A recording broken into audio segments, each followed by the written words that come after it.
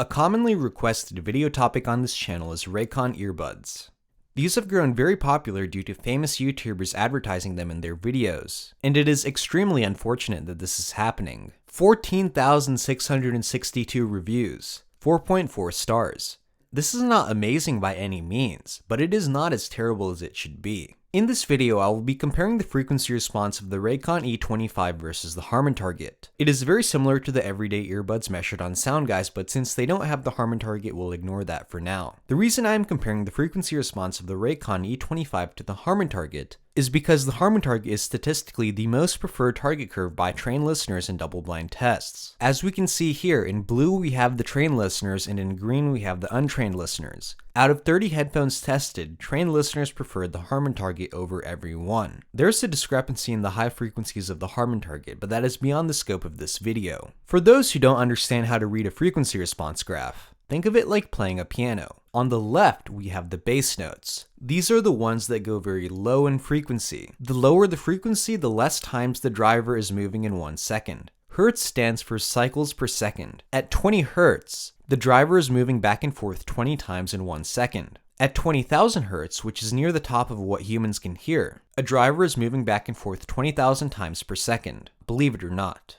In the top, you can see the main frequencies you will hear when listening to male and female vocals. Same with percussion, brass, woodwinds, and string instruments. Below the piano, we can see the general effects of each frequency region. An excess of 6.3 kHz will result in an excess of sibilance. It is worth mentioning that human voices naturally have some sibilance. However, we do not want an excess of sibilance. Comparing the Raycon E25 to the Harman Target, we can see that it is nearly 13 dB above target from 20 Hz to 200 Hz, meaning that it is extremely bassy. In fact, all the way from 500 Hz, this is exceeding the target, meaning the Raycon E25 sounds overly muddy and congested, and has overpowering bass. Harman chose the frequency of 105 Hz for the bass filter because the majority of subwoofers are crossed over to the main speaker near or slightly below this frequency. Variations in bass level due to acoustical interactions between loudspeakers in rooms occur near and below near this frequency, and extending the bass shell frequency to above 105 Hz had an adverse effect on the timbre of vocals and other instruments whose fundamental pitches fall within this frequency region,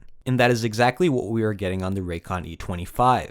The underlying reason for this is that masking thresholds exponentially increase as the fundamental frequency increases. For a 20 Hz fundamental, an upper frequency is unlikely to be masked. The threshold steeply drops off. However, boosting a 400 Hz fundamental results in severe masking or detail loss. It matches the target fairly well up to about 2.7 kHz, at which point we hear too much edge to instruments and too much shout to vocals at 3.5 kHz. Then we have extreme peaking in the higher frequencies, causing extreme sibilance and piercing treble. This is an incredibly terrible sounding earphone. From the segmentation of listeners based on their preferred headphone sound quality profiles, not a single person preferred more than 6 dB bass over the Harman Target below 300 Hz, and the Raycon E25 is literally double that. Don't listen to paid advertisers. Don't buy the Raycon E25. I would like to give a shout out to Vsauce4, Noodle, Daniel Gnet, Wadiacre, Grumpy Kitten, Johan Faust, Marshadow, Nell, Sasa, Kunda, and Cinevery. Thank you guys for supporting the channel. I really appreciate it. If you would like to support the realest audio reviewer on YouTube,